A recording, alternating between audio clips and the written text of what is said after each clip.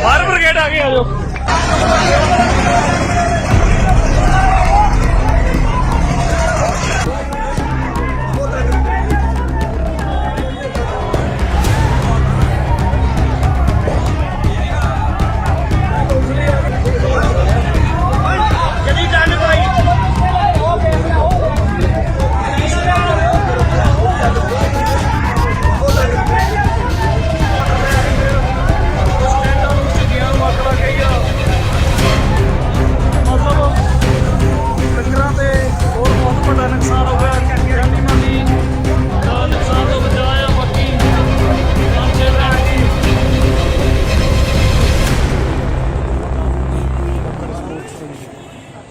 ਅੱਜ ਨਾ ਸਿੰਘੂ ਬਾਰਡਰ ਤੇ ਜਿਹੜਾ ਦਿੱਲੀ ਵਾਲਿਆਂ ਦਾ ਲੰਗਰ ਹੈ ਉੱਥੋਂ ਆ ਤੁਸੀਂ ਦੇਖ ਸਕਦੇ ਹੋ ਕਿ ਇੱਥੋਂ ਹੁਣ ਸਵੇਰੇ ਜਾਂਚ ਤੇ ਪਤਾ ਲੱਗੂਗਾ ਕਿਸ ਤਰ੍ਹਾਂ ਅੱਗ ਲੱਗੀ ਹੈ। ਇਹਨਾਂ ਦਾ ਉੱਥੇ ਪਿਛਲੇ ਬੰਨੇ ਸਟੋਰ ਹੈ, ਉੱਥੋਂ ਅੱਗ ਦੀਆਂ ਲਾਟਾਂ ਨਿਕਲੀਆਂ। ਕੁਦਰਤੀ ਤੌਰ ਤੇ ਮੈਂ ਗੱਡੀ ਲੈ ਕੇ ਕੋਲ ਦੀ ਲੰਘਣ ਲੱਗਾ ਜੀ ਪਿਛਲੇ ਆਪਣੇ ਕੈਂਪ ਨੂੰ, ਤੇ ਮੈਂ ਵੇਖ ਲਿਆ ਤਾਂ ਉਸ ਵੇਲੇ ਸਾਰੇ ਮੁੰਡੇ ਬਾਲਟੀਆਂ ਬੁੱਟੀਆਂ ਚੱਕ ਕੇ ਦੌੜਨ ਲੱਗੇ ਤਾਂ ਰੋਕ ਕੇ ਗੱਡੀ ਉਸਨੇ ਪਹਿਲਾਂ ਕੋਸ਼ਿਸ਼ ਕੀਤੀ ਵੀ ਐਸਐਚਓ ਪੁੰਗਰੀ ਨੂੰ ਫੋਨ ਕੀਤਾ ਵੀ ਫਾਇਰ ਬ੍ਰਿਗੇਡ ਭੇਜੋ। ਮੁੰਡਿਆਂ ਨੂੰ ਕਿਹਾ ਅੰਦਰੋਂ ਸਿਲੰਡਰ ਕੱਢੋ, ਜਿਹਨੇ ਨਿਕਲਦੇ ਕੋਈ ਸਿਲੰਡਰ ਕੱਢੇ ਵੀ, ਇੱਕ ਸਿਲੰਡਰ ਵੀ ਕੱਢਿਆ ਅੰਦਰ। ਫਿਰ ਇਹਨਾਂ ਨੂੰ ਕਿਹਾ ਤੁਸੀਂ ਬਾਹਰ ਆ ਜਾਓ, ਬਿਜਲੀ ਦੀ ਸਪਾਰਕਿੰਗ ਹੋ ਕੇ ਨੁਕਸਾਨ ਨਾ ਹੋ ਜਾਏ ਕਿਸੇ ਦਾ ਜਾਨੀ। ਇਹਨਾਂ ਨੂੰ ਕਿਹਾ ਤੁਸੀਂ ਬਾਹਰ ਆ ਜਾਓ। ਅੱਗ ਇੰਨੀ ਤੇਜ਼ ਸੀ ਕਿ ਫਾਇਰ ਬ੍ਰਿਗੇਡ ਆਉਂਦੀ ਨੂੰ 20 ਮਿੰਟ ਲੱਗੇ, ਉਹਦੇ 20 ਮਿੰਟਾਂ ਦੇ ਵਿੱਚ ਸਾਰਾ ਖਤਮ ਹੋ ਗਿਆ। ਅਗਲੇ ਤੰਬੂਆਂ ਨੂੰ ਵੀ ਅੱਗ ਪੈ ਗਈ। ਇਹਦੇ ਵਿੱਚੋਂ ਵੀ ਆਪ ਨਾਲ ਹੋ ਕੇ ਗੱਦੇ ਕਢਾ ਕੇ ਬਾਹਰ ਸਟਾਏ, ਸਾਰੇ ਸਟਾ ਕੇ ਏਸੀ ਪਟਾਇਆ। ਸਾਡੇ ਸਾਥੀ ਸਾਨੂੰ ਉਹਨਾਂ ਨਾਲ ਪੱਟ ਕੇ ਬਾਹਰ ਸੁੱਟ ਕੇ ਕੁਝ ਲਾਗਿਓ ਮੁੰਡੇ ਜਿਹਨੇ ਟਰੈਕਟਰ ਵਾਲੇ ਸੀ ਉਹ ਟੈਂਕਰ ਲੈ ਕੇ ਆ ਗਏ ਆਪਣੇ, ਉਹ ਪਾਣੀ ਮਾਰਨਾ ਸ਼ੁਰੂ ਕਰਤਾ। ਜਾਨੂੰ ਫਿਰ ਫਾਇਰ ਬ੍ਰਿਗੇਡ ਆ ਗਈ। ਫਿਰ ਅੱਗ ਤੇ ਦਾ ਮਤਲਬ ਹੈ ਤਾਂ ਥਾਂ ਜਿੰਨਾ ਸੀਗਾ ਇਹ ਲੰਗਰ ਦਾ ਪੂਰਾ ਝੁੱਗੀਆਂ ਜਿਹੜੀਆਂ ਨਾਲ ਲੱਗਦੀਆਂ ਸੀਗੀਆਂ, ਇਹਨਾਂ ਦਾ ਵੱਡਾ ਨੁਕਸਾਨ ਹੋਇਆ। ਚਲੋ ਵਾਹਿਗੁਰੂ ਦੀ ਇਹ ਕਿਰਪਾ ਤੇ ਜਾਨੀ ਨੁਕਸਾਨ ਤੋਂ ਬਚਾਅ ਹੋ ਗਿਆ। ਇੱਕ ਸਿਲੰਡਰ ਵੀ ਵੱਢਿਆ ਔਰ ਬਹੁਤ ਸਾਰਾ ਸਮਾਨ ਅੰਦਰ ਜਿਹੜਾ ਕੂਲਰ ਪੱਖੇ ਸਾਰਾ ਕੁਝ ਜੋ ਕਰਿਆਨੇ ਦਾ ਸਮਾਨ, ਕਿਉਂਕਿ ਲੰਗਰ ਵੱਡਾ ਲੰਗਰ ਹੈ, ਵੱਡਾ ਨੁਕਸਾਨ ਹੋਇਆ।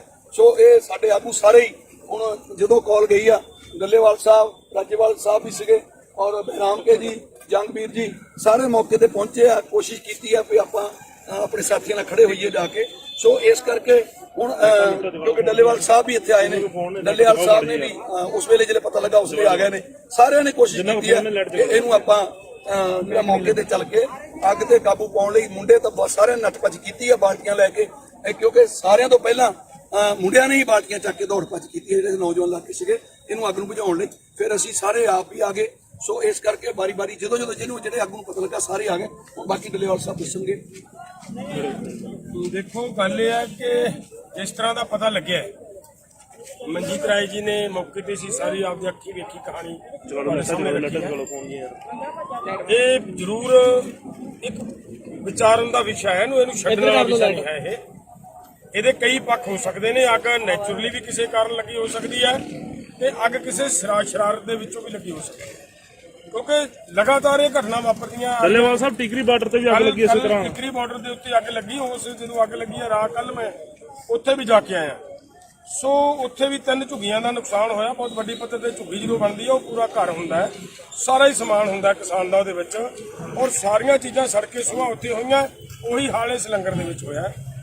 ਤੋਂ ਮੈਂ ਤਾਂ ਮੇਰੇ ਕਿਸਾਨ ਮਿੱਤਰੋ ਜਿੰਨੇ ਇੱਥੇ ਵੀਰ ਆਏ ਆ ਸਾਰੇ ਤੁਹਾਨੂੰ ਇਸ ਗੱਲ ਲਈ ਅਸੀਂ ਰਹਿਣੀ ਆ ਕਿ ਤੁਸੀਂ ਫਾਇਰ ਬ੍ਰਿਗੇਡ ਦੇ ਆਉਣ ਤੋਂ ਪਹਿਲਾਂ ਤਕੜੇ ਹੋ ਕੇ ਇਸ ਅੱਗ ਦੇ ਉੱਤੇ ਕਾਬੂ ਪਾਉਣ ਦਾ ਜਿਹੜਾ ਯਤਨ ਕੀਤਾ ਹੈ, ਇਹ ਬਹੁਤ ਤਕੜੀ ਹਿੰਮਤ ਮਾਰੀ ਹੈ। ਮਿਹਰਬਾਨੀ ਤੁਹਾਡੀ, ਧੰਨਵਾਦ ਆ ਤੁਹਾਡਾ ਸਾਰਿਆਂ ਦਾ। ਇਹ ਤਰੀਕੇ ਦੇ ਨਾਲ ਅਸੀਂ ਮਿਲ ਜੁਲ ਕੇ ਹੀ ਮਸਲਾ ਹੱਲ ਕਰ ਸਕਦੇ ਹਾਂ। ਪਰ ਮੈਂ ਇੱਕ ਬੇਨਤੀ ਜ਼ਰੂਰ ਕਰੂੰਗਾ, ਮੇਰੇ ਦੋਸਤੋ ਥੋੜੇ ਚਕੰਨੇ ਹੋਵੋ, ਥੋੜੇ ਸਤਰਕ ਹੋਵੋ।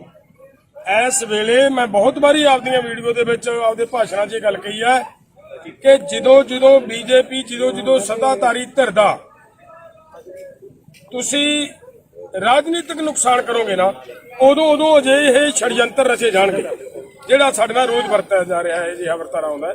ਸੋ ਸਾਡੀ ਬੇਨਤੀ ਆ, ਤੁਹਾਨੂੰ ਜਾਗਣ ਦੀ ਲੋੜ ਹੈ, ਤੁਹਾਨੂੰ ਸਤਰਕ ਹੋਣ ਦੀ ਲੋੜ ਹੈ। ਸਾਰੇ ਮੇਰੇ ਵੀਰ ਆਪਣੀਆਂ ਝੁੱਗੀਆਂ ਦਾ ਪੂਰਾ ਧਿਆਨ ਰੱਖੋ, ਆਪਣੇ ਹਰ ਇੱਕ ਚੀਜ਼ ਦਾ ਧਿਆਨ ਰੱਖੋ, ਆਪਦੀ ਮਸ਼ੀਨਰੀ ਦਾ ਧਿਆਨ ਰੱਖੋ, ਤਾਂ ਕਿ ਆਪਾਂ ਇਸ ਅੰਦੋਲਨ ਨੂੰ ਜਿੱਤ ਸਕੀਏ। ਇਹਦੇ ਛੜਯੰਤਰ ਦੀ ਸੁਭਾ ਤੱਕ ਆਪਣੇ ਕੋਲ ਸਾਰਾ ਕੁਝ ਨਿਕਲ ਕੇ ਸਾਹਮਣੇ ਆ ਜਾਊ। ਅੰਦਾਜ਼ਾ ਲਾਓ, ਜਿਵੇਂ ਆਦਮੀ ਸੀ ਵਿੱਚ ਜੇ ਥੋੜਾ ਜਿਹਾ ਹੋਰ ਲੇਟ ਹੁੰਦਾ ਇਹ ਘਟਨਾ ਵਾਪਰੀ ਹੁੰਦੀ ਤਾਂ ਹੋ ਸਕਦਾ ਸੀ ਸਾਡੇ ਜਿਹੜੇ ਵਿਚਾਰੇ ਇੱਥੇ ਸੇਵਾਦਾਰ ਵਿੱਚ ਪਏ ਆਦਮੀਆਂ ਦੀ ਨੁਕਸਾਨ ਹੋ ਜਾਂਦਾ, ਉਹਨਾਂ ਦੀ ਡੈਥ ਹੋ ਜਾਂਦੀ। ਸਿਲੰਡਰ ਫਟਿਆ, ਇਹਦੀ ਵੀ ਮੈਨੂੰ ਸੂਚਨਾ ਮਿਲੀ ਹੈ। ਤੋ ਇਹ ਬੜਾ ਵੱਡਾ ਨੁਕਸਾਨ ਹੈ। ਤੋ ਇਸ ਗੱਲ ਤੋਂ ਮੇਰੀ ਅਪੀਲ ਹੈ ਸਾਰੇ ਮੋਰਚੇ ਦੇ ਵੀਰਾਂ ਨੂੰ ਕਿ ਆਪਾਂ ਮੋਰਚੇ 'ਚ ਬੈਠੇ ਆ, ਆਪਾਂ ਘਰਾਂ 'ਚ ਨਹੀਂ ਬੈਠੇ। ਅਵੇਅਰ ਹੋ ਕੇ, ਜਾਗਰਤ ਹੋ ਕੇ, ਸੁਚੇਤ ਹੋ ਕੇ ਬੈਠੋ ਤਾਂ ਕਿ ਤੁਹਾਨੂੰ ਕੋਈ ਸ਼ਰਾਰਤੀ ਆਦਮੀ ਅਗਰ ਇੱਥੇ ਸ਼ਰਾਰਤ ਕਰਦਾ ਹੋਵੇ, ਤੁਹਾਡੇ ਮੋਰਚੇ ਦੇ ਨੇੜੇ ਤੇੜੇ ਫਿਰਦਾ, ਤੁਹਾਡੀਆਂ ਝੁੱਗੀਆਂ ਦੇ ਨੇੜੇ ਤੇੜੇ ਫਿਰਦਾ ਨਜ਼ਰ ਆਉਂਦਾ ਹੈ, ਉਹ ਤੁਰੰਤ ਸਾਡੇ ਧਿਆਨ 'ਚ ਲਿਆਓ ਤਾਂ ਕਿ ਆਪਾਂ ਅਜਿਹੀਆਂ ਘਟਨਾਵਾਂ ਤੋਂ ਬਚ ਸਕੀਏ। ਇਹ ਸਾਡੀ ਮਤਲਬ ਹੱਥ ਬੰਨ੍ਹ ਕੇ ਬੇਨਤੀ ਹੈ, ਕਿਉਂਕਿ ਮੋਰਚਾ ਲੰਬਾ ਚੱਲ ਗਿਆ, ਇਹਨੂੰ ਬਚਾ ਕੇ ਰੱਖਣਾ ਔਰ ਜਿੱਤਣਾ ਸਾਡੇ ਲਈ ਅਤੀ ਜ਼ਰੂਰੀ ਹੈ। ਮੇਰੇ ਦੋਸਤੋ, ਇਹ ਜ਼ਿੰਦਗੀ ਮੌਤ ਦਾ ਸਵਾਲ ਹੈ ਔਰ ਇਸ ਸਾਰੇ ਹਾਲਾਤਾਂ ਦੇ ਵਿੱਚ ਵੀ ਅਸੀਂ ਭੁੱਲ ਕੇ ਲੰਘਾਂਗੇ। ਪਰ ਵਧਾਈ ਦਿੰਦਾ ਮੈਂ ਸਾਰੇ ਕਿਸਾਨ ਵੀਰਾਂ ਨੂੰ ਕਿ ਭਾਵੇਂ ਅੱਗਾਂ ਲੱਗ ਰਹੀਆਂ ਹੈ, ਭਾਵੇਂ ਮੀਂਹਾਂ ਨਾਲ ਨੁਕਸਾਨ ਹੋ ਰਿਹਾ ਹੈ, ਤੇ ਤੁਹਾਡੇ ਜਿਹੜੇ ਜਜ਼ਬੇ ਆ, ਤੁਹਾਡੀ ਜਿਹੜੀ ਹੌਸਲਾ, ਤੁਹਾਡੀ ਜਿਹੜੀ ਹਿੰਮਤ ਹੈ, ਉਹ ਬਹੁਤ ਤਕੜੀ ਆ। ਬਹੁਤ ਤਕੜੀ ਹਿੰਮਤ ਨਾਲ ਤੁਸੀਂ ਲੜ ਰਹੇ ਹੋ। ਜਿਵੇਂ ਇੱਧਰ ਵੀਰਾਂ ਦੀ ਝੁੱਗੀ ਸੜੀ ਹੈ ਤੇ ਨਾਲ ਹੀ ਦੂਸਰੇ ਵੀਰਾਂ ਨੇ ਕਹਿਤਾ ਵੀ ਕੋਈ ਗੱਲ ਨਹੀਂ, ਝੁੱਗੀ ਸੜ ਗਈ ਤਾਂ ਇੱਧਰਲੇ ਪਾਸੇ ਸਾਡੇ ਕੋਲੇ ਆ ਜਾਓ। ਉਹਨਾਂ ਵੀਰਾਂ ਨੇ ਉਹਨੂੰ ਸ਼ੈਲਟਰ ਦਿੱਤਾ ਹੈ, ਧੰਨਵਾਦ ਉਹਨਾਂ ਵੀਰਾਂ ਦਾ। ਪਰ ਅਸੀਂ ਵੀ ਫਿਕਰ ਨਾ ਕਰੋ, ਕੋਈ ਗੱਲ ਨਹੀਂ, ਮੋਰਚਾ ਤੁਹਾਡੇ ਨਾਲ ਖੜਾ ਹੈ, ਅਸੀਂ ਸਾਰੇ ਤੁਹਾਡੇ ਨਾਲ ਖੜੇ ਹਾਂ। ਕੋਈ ਵੀ ਵਕਤ ਆਉਣਾ ਅਸੀਂ ਤੁਹਾਡੇ ਨਾਲ ਹੈ। ਆਪਾਂ ਸਾਰੇ ਰਲ ਮਿਲ ਕੇ ਇਸ ਮੋਰਚੇ ਨੂੰ ਜਿੱਤਣਾ ਹੈ ਔਰ ਅਜਿਹੀਆਂ ਘਟਨਾਵਾਂ ਤੋਂ ਬਚਣਾ ਹੈ। ਮੇਰੀ ਫੇਰ ਬੇਨਤੀ ਹੈ ਸਾਰਿਆਂ ਨੂੰ, ਜਾਗਦੇ ਰਹੋ ਯਾਰ, ਸੁਚੇਤ ਰਹੋ। ਅਵੇਸਲੇ ਹੋਵੋਗੇ ਤਾਂ ਨੁਕਸਾਨ ਖਾਵਾਂਗੇ ਆਪਾਂ। ਇੰਨੀ ਕੀ ਮੇਰੀ ਬੇਨਤੀ ਹੈ, ਪ੍ਰਵਾਨ ਕਰਿਓ। ਵਾਹਿਗੁਰੂ ਜੀ ਕਾ ਖਾਲਸਾ। ਇੱਕ ਅੱਗ ਮਚੀ ਹੈ, ਉਸ ਵੇਲੇ ਅੱਗ ਲੱਗਦਿਆਂ ਸਾਰੇ ਹੀ ਐਸਐਚਓ ਕੁੰਡਲੀ ਨੂੰ ਫੋਨ ਕਰਤਾ ਸੀ ਔਰ ਫਾਇਰ ਬ੍ਰਿਗੇਡ ਦੀਆਂ ਗੱਡੀਆਂ ਲੈ ਕੇ ਉਹਨੇ ਵੀ ਕੋਸ਼ਿਸ਼ ਕੀਤੀ ਹੈ ਕਿ ਉਹ ਸਾਰੇ ਨਾਲ ਫਾਇਰ ਬ੍ਰਿਗੇਡ ਦੀਆਂ ਗੱਡੀਆਂ ਲੈ ਕੇ, ਆਪਣੀ ਗੱਡੀਆਂ ਲੈ ਕੇ ਪ੍ਰਸ਼ਾਸਨ ਇੱਥੇ ਆਇਆ। ਆਹ ਗੱਡੀਆਂ ਜਿਹੜੀਆਂ ਉਹਨੀਆਂ ਪੁਲਿਸ ਦੀਆਂ ਖੜੀਆਂ ਅੱਗੇ, ਆਓ ਦੇਖੋ ਤੁਸੀਂ, ਆਹ ਇੱਧਰ ਜਿਹੜੀ ਲਾਈਨ ਲੱਗੀ ਹੋਈ ਹੈ ਫਾਇਰ ਬ੍ਰਿਗੇਡ ਗੱਡੀਆਂ ਦੀ ਲੱਗੀ ਹੋਈ ਹੈ, ਫਾਇਰ ਬ੍ਰਿਗੇਡ ਦੀਆਂ ਗੱਡੀਆਂ ਦੀ ਲਾਈਨ ਲੱਗੀ ਹੋਈ ਆ ਔਰ ਕੋਸ਼ਿਸ਼ ਕੀਤੀ ਆ ਸਾਰੇ ਆਗੂ ਸਾਹਿਬਾਨਾਂ ਨੇ ਕਿ ਇਹਨੂੰ ਆਪਾਂ ਸਮੇਂ ਸਿਰ ਕਾਬੂ ਪਾ ਸਕੀਏ। ਸਾਰੇ ਹੀ ਸਮੇਂ ਸਿਰ ਪਹੁੰਚ ਗਏ ਨੇ। ਆਹ ਦੇਖੋ 1 2 3 4 ਗੱਡੀਆਂ ਫਾਇਰ ਬ੍ਰਿਗੇਡ ਦੀਆਂ ਇੱਧਰ ਖੜੀਆਂ ਨੇ, ਤੇ ਗੱਡੀ ਪਿਛਲੇ ਬੰਨੇ ਖੜੀ ਹੈ। 5 ਗੱਡੀਆਂ ਮੌਕੇ ਤੇ ਫਾਇਰ ਬ੍ਰਿਗੇਡ ਦੀਆਂ ਆ ਗਈਆਂ, ਪਰ ਕਿਉਂਕਿ ਅੱਗ ਦਾ ਜਿਹੜਾ ਇਹ ਟਾਈਮ ਸੀ, ਇਹ ਸਾਰਾ 20 ਮਿੰਟ ਦਾ ਟਾਈਮ ਸੀ, ਉਹ 20 ਮਿੰਟ ਦੇ ਵਿੱਚ ਹੀ ਲਗਭਗ ਜਿਹੜੀ ਅੱਗ ਮਚ ਗਈ ਜ਼ਿਆਦਾ। ਫਿਰ ਗੱਡੀਆਂ ਪਹੁੰਚਣ ਨੂੰ ਟਾਈਮ ਲੱਗਾ ਸਿਰਫ 20 ਮਿੰਟ ਦੇ ਵਿੱਚ ਇਹ ਜਿਹੜੀ ਅੱਗ ਜ਼ਿਆਦਾ ਲੱਗੀ ਆ। ਸੋ ਹੋਰ 5 ਗੱਡੀਆਂ ਇਹ ਲਗਭਗ ਫਾਇਰ ਬ੍ਰਿਗੇਡ